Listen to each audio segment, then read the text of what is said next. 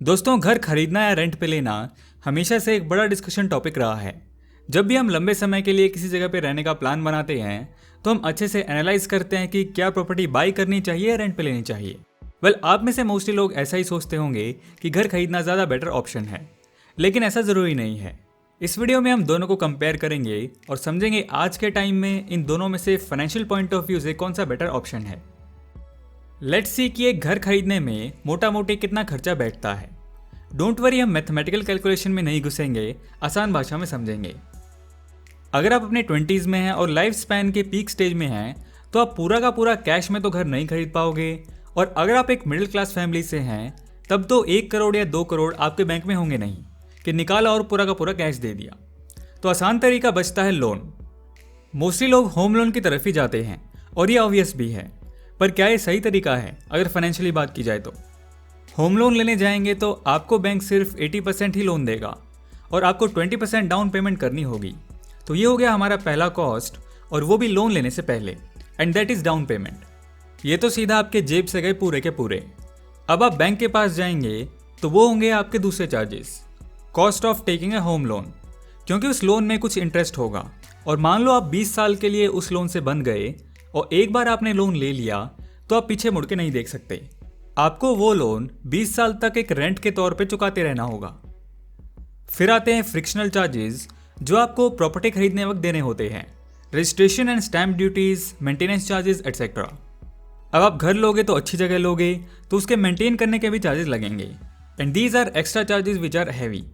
अगर 1 करोड़ का घर है तो आप सिर्फ 1 करोड़ नहीं, उससे ज़्यादा ही पे कर रहे हो, and that is not a smart financial decision to make in your 20s। और आते हैं लास्ट और आखिरी सबसे इंपॉर्टेंट पॉइंट पे, which is growth rate in the market. पिछले 5 साल में हाउसिंग मार्केट की ग्रोथ सिर्फ 5.6% ही है, ग्रोथ स्लो हो रही है। पर यहीं पर अगर निफ्टी 50 या किसी अच्छे पैसिव सोर्स पे लगाते तो 12 to 15% रिटर्न मिल सकता था।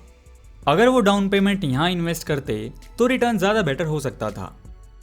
आप कहोगे कि तो क्या हुआ, अगर मैं घर को रेंट पे लगा दूँ तो मुझे इससे ज़्यादा रिटर्न मिल जाएगा। तो सब्र कीजिए थोड़ा, आगे हम वो भी देखेंगे, हर एस्पेक्ट को अच्छे से देखेंगे ताकि क्लियर अंडरस्टैंडिंग मिले। नाउ नेक्स्ट है cost of renting a house. अब सिक्के के एक दूसरे पहलू को भी देख लेते हैं, घर रेंट पर लेने से क्या क्या खर्चे आ सकते हैं। पहला तो ऑफकोर्स किराया, उसके अलावा कुछ सिक्योरिटी डिपॉजिट्स देने होते हैं और एडवांस मंथली रेंट पेमेंट भी करनी पड़ती है। मुंबई जैसे बड़े मेट्रो सिटीज़ में कुछ जगहों पे तो साल 6 महीने का रेंट एक साथ ही ले लेते हैं, अदरवाइज मोस्टली 1 महीने का एडवांस रेंट ही पे करना होता है। वो तो खैर लोकेशन टू लोकेशन डिपेंड करता है। अब एक्स्ट्रा क्या खर्चे हो सकते हैं, इलेक्ट्रिसिटी चार्जेस और कुछ मेंटेनेंस फीस, और तो कुछ नहीं। मेंटेनेंस फीस तो ज़रूरी है, वरना भिड़े मास्टर की तरह आपकी सोसाइटी का सेक्रेटरी भी आपको ताने देगा। खैर ये तो हो गई कॉस्ट की बातें, पर अब दोनों को कंपेयर कैसे करें कि बेहतर क्या है। इसको समझने के लिए फाइनेंशियल अप्रोच लेना होगा, और इसके लिए रेंटल यील्ड को समझना ज़रूरी है। घबराइए नहीं, ये कोई फाइनेंस का भारी भरकम शब्द नहीं है, बहुत ही आसान टर्म है। जिसको समझ लिया तो फ़र्क खुद ही पहचान जाएंगे। Rental yield is defined as the rate of percentage of returns from the rental income of a investment property. आसान भाषा में ये कि अगर आप अपना घर रेंट पे देते हैं तो 1 साल में आपको अपनी प्रॉपर्टी वैल्यू का कितना परसेंटेज वापस मिलता है, कितना परसेंट आप 1 साल में रेंट से निकाल सकते हैं। क्योंकि रिटर्न तो ज़रूरी है ना, बल्कि बहुत ज़रूरी है। क्या आपको उस घर का सही रिटर्न मिल पा रहा है, उसी को कहते हैं रेंटल यील्ड। रेंटल यील्ड आपको ये बताने में मदद करता है कि आपकी इन्वेस्टमेंट की रिटर्न कितनी है, और इंडिया में ये रेंटल यील्ड मैक्सिमम 1 से 3% तक ही जाता है। फॉर एग्जाम्पल, आपकी प्रॉपर्टी की वैल्यू 100 रुपये है तो उस हिसाब से साल में आपको 1 से 3 रुपये ही मिलेंगे। और अगर 1 रुपये 1 साल में वापस मिल रहा है तो आपको 100 रुपये को वसूल करने में पूरे 100 साल लग जाएंगे। और अगर 3 रुपये के हिसाब से देखें तो तकरीबन 33 साल। सोचिए आप किसी और के घर में 100 साल रहेंगे, तब जाके आप उस प्रॉपर्टी की असली कीमत चुकाएंगे। एक तो आप हर साल सिर्फ 1% देंगे और ऊपर से आप 100 साल या 33 साल रहेंगे भी, तो इट्स ए स्टील डील। और वही है, अगर मैं प्रॉपर्टी ओनर की नज़र से देखूं तो मेरा तो यहाँ घाटा हो गया, क्योंकि पूरे 100 साल लग जाएंगे मुझे इस पैसे को वसूल करने में। तो आपने घर खरीद लिया तो उसमें आपके कई हिडन चार्जेस होंगे। प्रॉपर्टी वैल्यू से हटकर और भी कई ज़्यादा चार्जेस हैं जो हमेशा चलते रहेंगे। मेंटेनेंस में खर्चा जाएगा, फिर कंस्ट्रक्शन में भी पैसा जाएगा, अगर आपने घर की जगह प्लॉट खरीदा तो मोटा मोटी ये है कि अगर आप 20s में या 30s में खरीद भी लेते हो तो इसका सही रिटर्न पाने के लिए आपको कम से कम 100 साल नहीं तो 33 साल तो लग ही जाएंगे। इसलिए घर खरीदने से पहले रेंटल यील्ड जान लेना चाहिए। अगर रिटर्न आपको 30 साल से ज़्यादा में मिल रहा है तो फिर वो एक स्मार्ट बाई नहीं होगा। आपकी रिस्पॉन्सिबिलिटी भी बढ़ जाएगी, अगर किराएदार रहेंगे तो उनकी रिस्पॉन्सिबिलिटी भी होगी।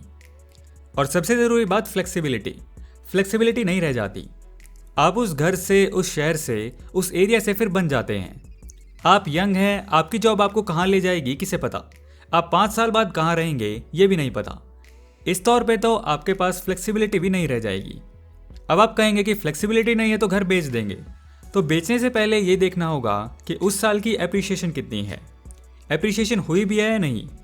अगर आपने 50 लाख में घर खरीदा और आप 60 या 70 में बेच रहे हैं फिर भी आपका नुकसान ही है।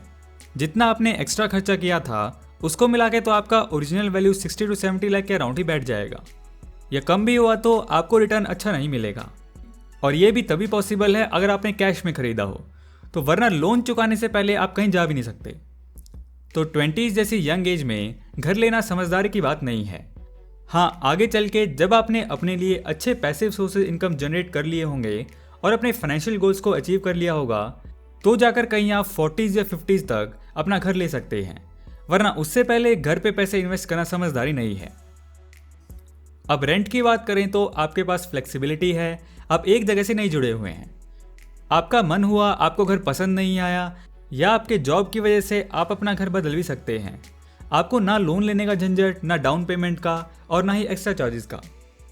आपको सिर्फ रेंट देना है, और वो भी अगर रेंटल यील्ड की नज़र से देखें तो हर साल आपको प्रॉपर्टी की वैल्यू का 1 से 3% ही रेंट देना होता है। तो इन कंक्लूजन हम ये कहेंगे कि वैसे तो घर खरीदने का डिसीजन पर्सन टू पर्सन उनकी फाइनेंशियल सिचुएशन पर डिपेंड करता है, लेकिन अगर आप अपने अर्ली 20s में हैं तो ये सही मौका है अपनी अर्निंग्स को EMI में देने की बजाय उसे बेहतर इन्वेस्ट करने का। तो आज की वीडियो में इतना ही दोस्तों, मिलते हैं आपसे नेक्स्ट वीडियो में एक ऐसे नॉलेजेबल टॉपिक के साथ। सो दोस्तों, वीडियो पसंद आया तो लाइक एंड शेयर करो यार, एंड नहीं हो तो इस चैनल को सब्सक्राइब कर लो क्योंकि मैं ऐसी वीडियोस आपके लिए लाता रहूँगा। And thanks for watching.